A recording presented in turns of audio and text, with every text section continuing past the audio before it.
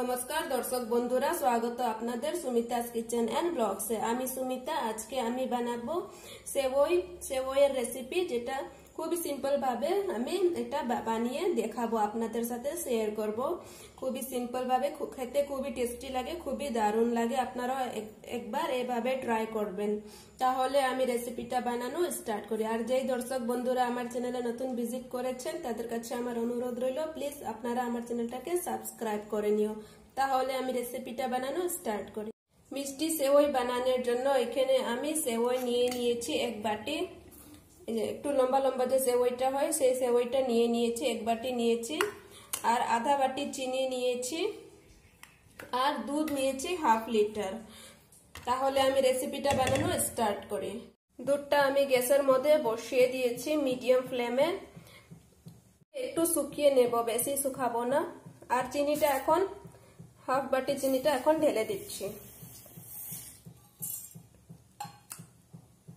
এর মধ্যে আমি 2 চামচ ঘি গরম করে নিয়েছি। এখন সেবইগুলা ঢেলে দিচ্ছি, ভেজে নেব ভালো মতন, লাল লাল করে সেবইটাকে ভেজে নেব।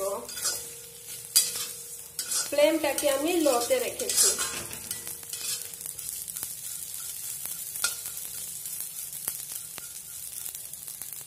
সেবইটাকে আমি লাল লাল করে ভেজে নিয়েছি। 2 মিনিট লেগেছে আমার সেবইটা ভাজতে। এখন আমি সেবইটাকে তুলে নিচ্ছি।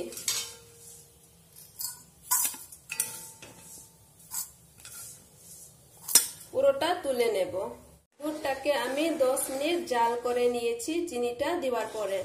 এখন আমি সেবইগুলোকে ঢেলে দেব। আমি খুবই সহজ ভাবে দেখাচ্ছি। এখন সেবইগুলা ঢেলে দিচ্ছি।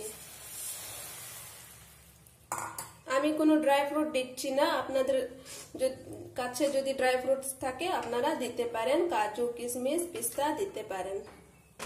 এখন আমি আরো 5 মিনিট সেবইটাকে দুধের মধ্যে বানিয়ে নেব। আমি সেবইটাকে ঘিতে ভেজেছি। আপনাদের যদি কারো পছন্দ না হয়, আপনারা সাদা তেল থেকেও সেবইটাকে ভেজে নিতে পারেন। সেবইটা দুধের মধ্যে দেওয়ার পরে আমি আরো 5 মিনিট সেবইটাকে রান্না করে নিয়েছি। সেবইটা হয়ে গিয়েছে, আমি এখন নামিয়ে সার্ভ করে দেব। দুধটা আরো একটু আমি জল পাতলায় রেখেছি। সেবইটা দুধটা আরো টেনে নেবে, আরো ঘন হয়ে যাবে।